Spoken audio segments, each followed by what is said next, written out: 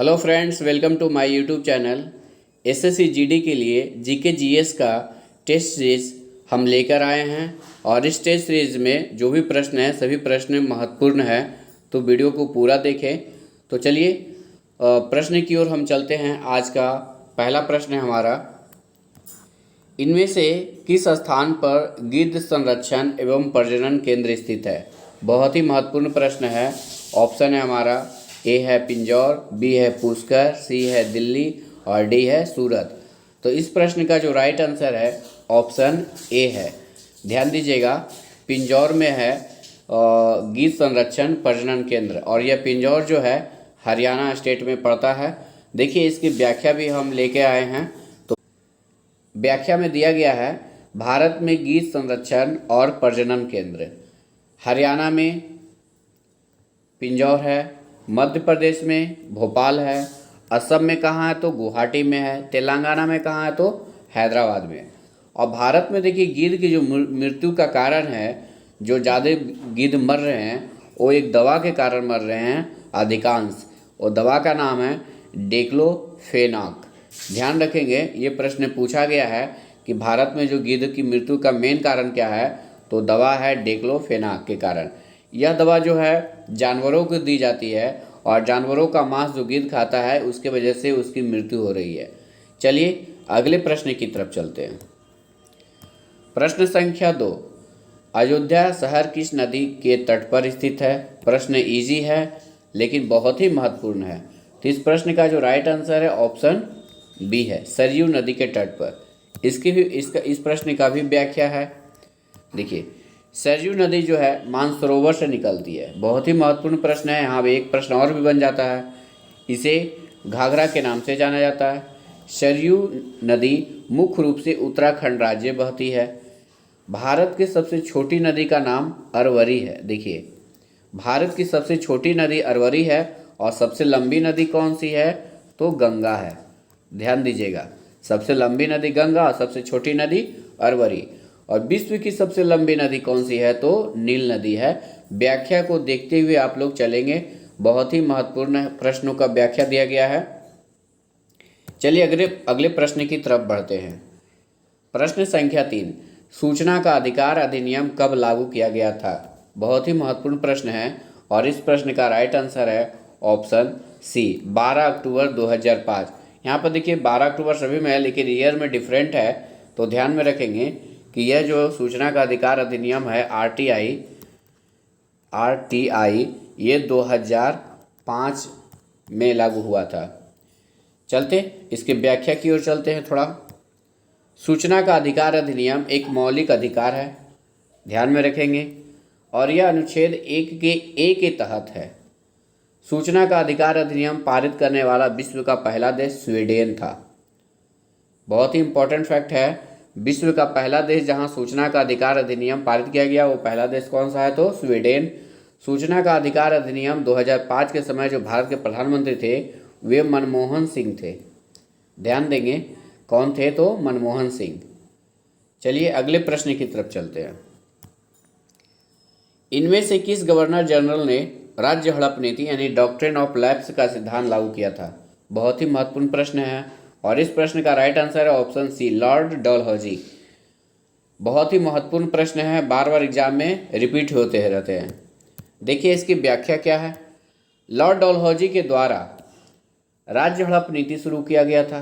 पहला प्रश्न का ये बन जाता है कि राज्य हड़प नीति किसके द्वारा शुरू किया गया, तो डलहौजी के शासनकाल में ही पहली बार रेल लाइन बिछाई गई थी। कब बिछाई गई थी, तो 1853 में मुंबई से थाने तक। डलहौजी का जो कार्यकाल था 1848 से 1856 ईस्वी तक था। चलते हैं अगले प्रश्न की तरफ। जून जुलाई में उगाई जाने वाली फसल इनमें से कौन है। बहुत ही महत्वपूर्ण है। तो जून जुलाई माह में जो फसल लगाई जाती है उस फसल को क्या नाम दिया गया है, रबी बोलते हैं या खरीफ बोलते हैं या जायद बोलते हैं या गर्मा बोलते हैं। तो जून जुलाई में जो फसल लगाई जाती है उसको खरीफ फसल नाम दिया गया है। क्या नाम दिया गया है, खरीफ। याद रखेंगे, इसलिए इस प्रश्न का राइट आंसर ऑप्शन बी हो जाएगा। चलिए देखिए इसकी व्याख्या देख लेते हैं। खरीफ फसल जून जुलाई में लगाई जाती है। ध्यान देंगे। और अक्टूबर माह में काट ली जाती है। अक्टूबर नवंबर थोड़ा सा हो जाता है। रबी फसल जो है अक्टूबर नवंबर में लगाई जाती है और मार्च अप्रैल में काटी जाती है। जायद फसल जो है मार्च जून में लगाई जाती है। ध्यान में रखेंगे, बहुत ही महत्वपूर्ण फैक्ट है, प्रश्न पूछा जाता है यहाँ से भी। चलते अगले प्रश्न की तरफ। निम्न में से किस देश में कागज का आविष्कार सबसे पहले हुआ था? ये बहुत ही पुराना प्रश्न है और बहुत ही इम्पोर्टेंट है। तो जो हुआ था वो देश का नाम है चाइना। तो इस प्रश्न का राइट आंसर ऑप्शन डी हो जाएगा। चलिए इसकी व्याख्या देख लेते हैं कुछ। कागज का आविष्कार सबसे पहले चाइना देश ने किया, चीन देश ने किया है।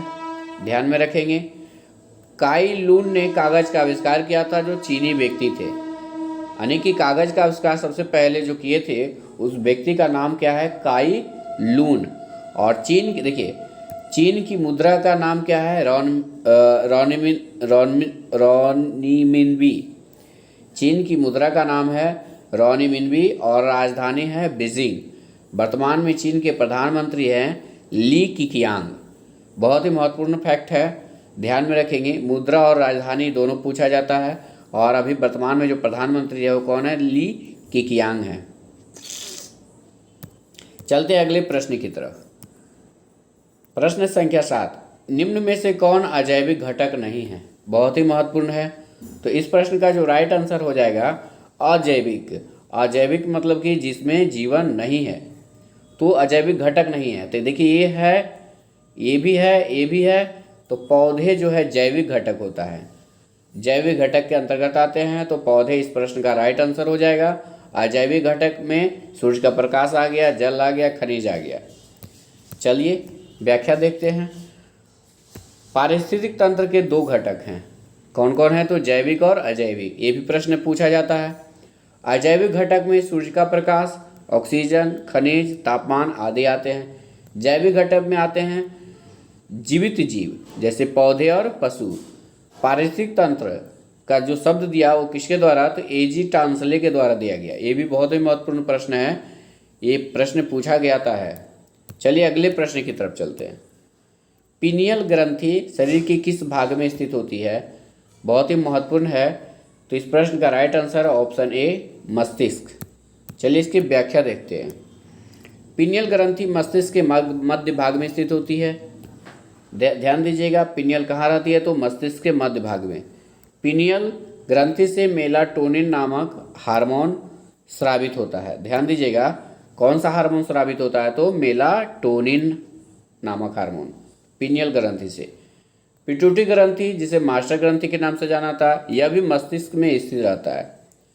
अग्नाशय द्वारा स्रावित हार्मोन इंसुलिन है, जो रक्त में प्रवाह ग्लूकोज की मात्रा को कंट्रोल करता है, यानी कि नियंत्रित करता है। और इंसुलिन की कमी से मधुमेह रोग हो जाता है, ये भी ध्यान में रखेंगे। चलते अगले प्रश्न की तरफ। प्रश्न संख्या 9, भारत में सक्रिय ज्वालामुखी कहाँ पाया जाता है? बहुत इंपॉर्टेंट है। और इस प्रश्न का राइट आंसर है ऑप्शन बी, अंडमान निकोबार में। चलिए इसकी व्याख्या देखते हैं। व्याख्या है, अंडमान निकोबार में पाया जाने वाला एकमात्र सक्रिय ज्वालामुखी बैरन और नारकोंडम है।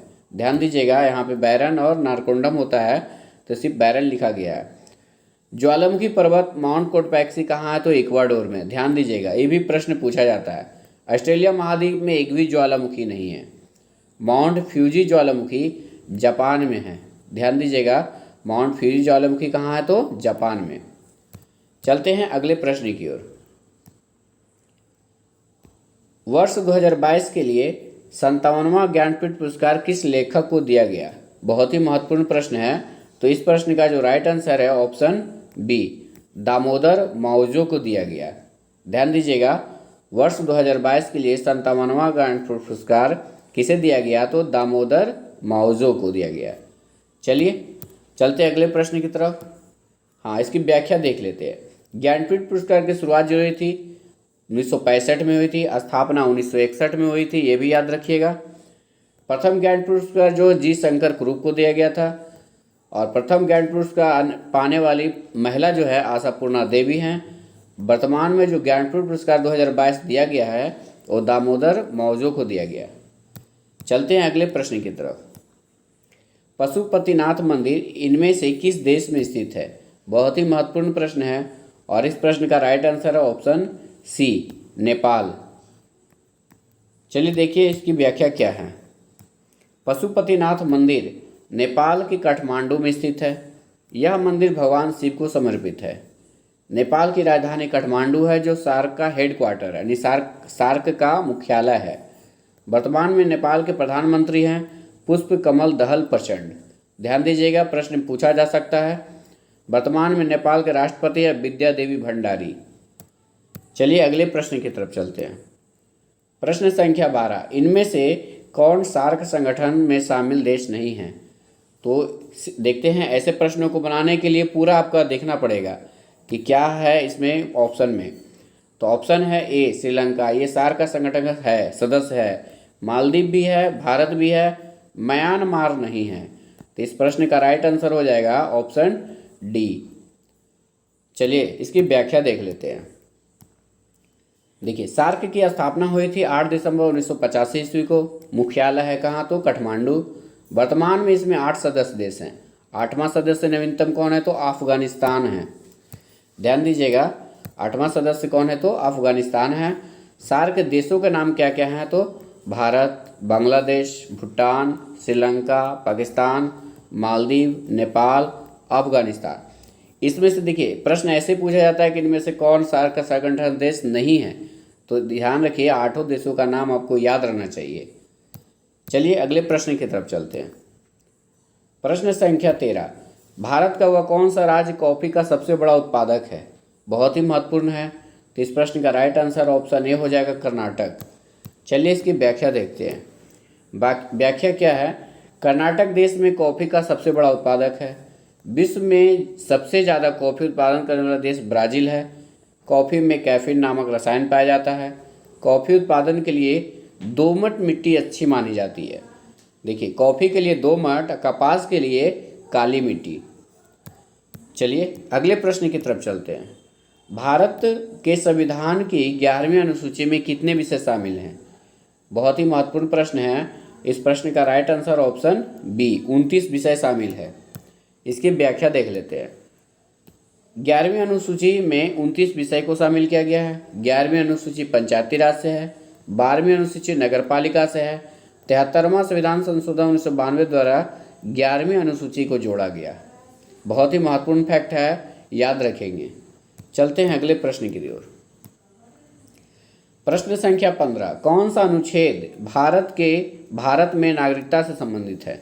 तो भारत में नागरिकता से संबंधित अनुच्छेद है 5 to 11, यानी कि ऑप्शन सी राइट आंसर। तो चलिए इसकी व्याख्या देख लेते हैं थोड़ा। अनुच्छेद 5 से 11 नागरिकता से संबंधित है। मौलिक अधिकार का जो अनुच्छेद है 12 से 35 है और राज्य के नीति निर्देशक सिद्धांत का जो उल्लेख है 36 से 51 तक है। ध्यान दीजिए, ये तीनों फैक्ट बहुत ही इंपॉर्टेंट है।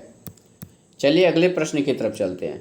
बीसीसीआई के नए अध्यक्ष वर्तमान में कौन है? यानी कि बीसीसीआई के वर्तमान में अध्यक्ष कौन है? तो रोजर बिन्नी है। ऑप्शन बी आपका राइट आंसर। चलिए इसकी कुछ व्याख्या दिया है तो देख लेते हैं। बीसीसीआई की स्थापना 1928 में हुई थी। इसका मुख्यालय कहाँ है? तो मुंबई में है। अभी इसके उपाध्यक्ष जो है राजीव शुक्ला हैं और सचिव जो हैं जय शाह हैं। ये अमित शाह के बेटे हैं। चलिए अगले प्रश्न की तरफ चलते हैं। भारत के नए लेखा महानियंत्रक कौन है? अभी वर्तमान में भारत के नए लेखा महानियंत्रक कौन है? तो भारती दास है। ऑप्शन ए आपका राइट आंसर हो जाएगा। चलिए देखते हैं। वर्तमान में सीजीए भारती दास हैं। सीजीए का फुल फॉर्म होता है कंट्रोलर जनरल ऑफ अकाउंट। वहीं पे एक प्रश्न यहाँ पे आता है कैग, सीएजी, दोनों में कन्फ्यूजन रहता है। CGA controller general of account, CAG controller and auditor general of India, दोनों में अंतर है, ध्यान दीजिएगा। वर्तमान में कैग के अध्यक्ष कौन है? तो गिरीश चंद्र मुर्मू हैं। कैग के अध्यक्ष कौन है? तो गिरीश चंद्र मुर्मू हैं। चलिए अगले प्रश्न की तरफ चलते हैं। अगला प्रश्न हमारा, भारत के 76वें शतरंज ग्रैंड मास्टर कौन बने हैं? तो इस प्रश्न का जो राइट आंसर है ऑप्शन ए है प्रणव आनंद। ध्यान दीजिएगा, बहुत ही महत्वपूर्ण प्रश्न है। चलिए अगले प्रश्न की तरफ चलते हैं। ये करंट अफेयर्स है। यहाँ पे 4-5 प्रश्न हम करंट अफेयर्स को डाले हैं क्योंकि एग्ज़ाम नज़दीक है और जो भी करंट अफेयर्स डाले हैं सभी इम्पोर्टेंट हैं। देखिए 19 नंबर प्रश्न है, G7 शिखर सम्मेलन 2022 की मेजबानी किस देश ने की? तो ये किए हैं जर्मनी ने, यानी कि ऑप्शन बी आपका राइट आंसर हो जाएगा। चलिए अगले प्रश्न की तरफ चलते हैं। अगला प्रश्न है हमारा,